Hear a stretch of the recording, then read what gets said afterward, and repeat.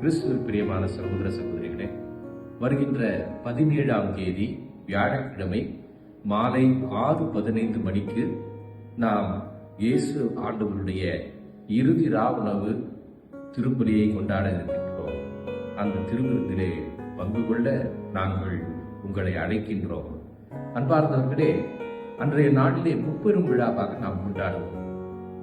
ஆண்டவர் இயேசு தன்னுடைய சீடர்களை அழைத்து பாதங்களை கழுவினார்.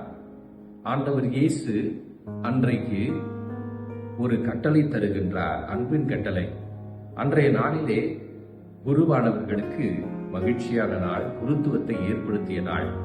அன்றைய நாளிலே இயேசு கிறிஸ்து அப்பத்தை எடுத்து நன்றி செலுத்தி அதை பிட்டு தம் சீடர்களுக்கு அளித்தார். அவர் அப்படி செய்யும் பொழுது குருத்துவத்தை ஏற்படுத்தினார். அன்பார்ந்தவர்களே, இந்த குருத்துவம் என்பது பணிவிடை பெறுவதற்கு அல்ல, பணிவிடை புரிவதற்கு. இந்த குருத்துவம் என்பது பொது குருத்துவம் என்றும் சொல்லுவோம். பொது குருத்துவத்திலே நாம் எல்லோரும் பங்கு கொள்கின்றோம்.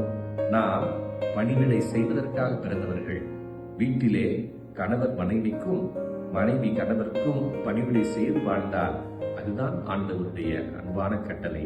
இந்த அன்பின் கட்டளை நாம் இயேசு செய்வதை போல செய்ய வேண்டும் என்பதற்காக ஒரு எடுத்துக்காட்டை தந்தார். அந்த எடுத்துக்காட்டுதான் ஒருவர் காலை மற்றவர் கழுவ வேண்டும் என்பது. கழுவி பாருங்கள், குனிவதே நமக்கு சிரமமாக இருக்கிறது. நாம் குனிந்து வலியோடு மற்றவருடைய காலை கழுவும் பொழுது நம்முடைய ஈகோ எல்லாம் இருக்காது, நான் என்கின்ற மனப்பன்மை இருக்காது. ஆண்டவரே நம்முடைய உள்ளத்தில் இருப்பார்.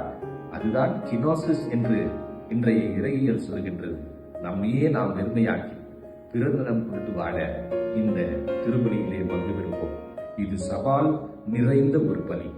இந்த சவாலை சந்திக்க, அதை எடுத்து இயம்ப நீங்கள் வியாழக்கிழமை வர தயாரா?